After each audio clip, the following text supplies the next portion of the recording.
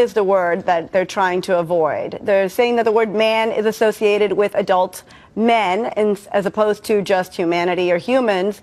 So they're trying to avoid the word man. So if we can eliminate that word, then things would be much better and people would be less offended. Well, what if you lived in Manchester, Vermont? Well, they might have to change the name of the city if people agree with Purdue University. And Purdue University found that things need to be updated, and they updated their writing guide to take out these words that apparently are offending certain groups of people. Okay, so just to make sure I understand the rule, if something offends somebody, even if you've never met that person personally, you have to change it. So doesn't that mean that a small group of super unhappy people get to control what the rest of us say and think?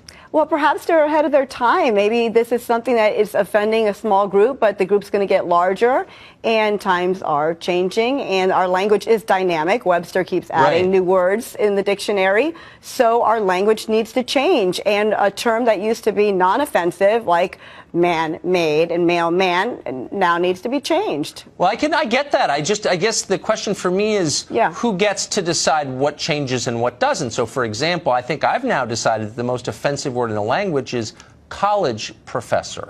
Oh. Okay? Because to me that connotes dumbness and misuse of power and tenure, right? And mediocrity. So maybe I'd like to say no one can use that word ever again in my presence because it offends me. Would that fly? Could I do that? Could I pull that off? Well, if you have a writing guide, perhaps, and you put that out there and people agree with you, then yeah, maybe that would fly. But Purdue University did find a group that agreed with them, and the university backed them up, and there you have it. They have a writing guide that now is going to teach us how to not offend. But do you think they have the guts? I mean, it's one thing to bully the little rich kids who go to your school, because, like, what do they know? But do you think they have the guts? This is the heart of America. Yeah, no, of course. But if you're paying, like, 60 grand or whatever it is for, like, the fake diploma you get, you know, and you're not working, obviously you have privilege by definition, no matter who's paying for it. But but it's easy to boss them around. Do you think they would have the guts to go to Goldman Sachs in New York and say, change your name now or else?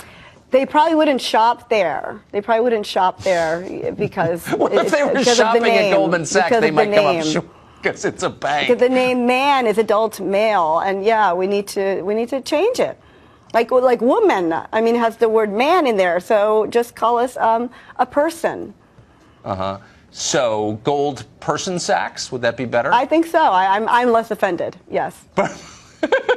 And by the way, what if you just, since the rule is if you spell it, and I'll stop with this because I know this is angels on the head of a pin at this point, but if you spelled man differently, like M-A-A, so it was male man, but M-A-A-N. No, the profession, we know that the professions usually were male-dominated, and they've changed. So, no, saying male man and spelling it differently, that doesn't apply. We're trying to say this profession now applies for men and women or persons, all people.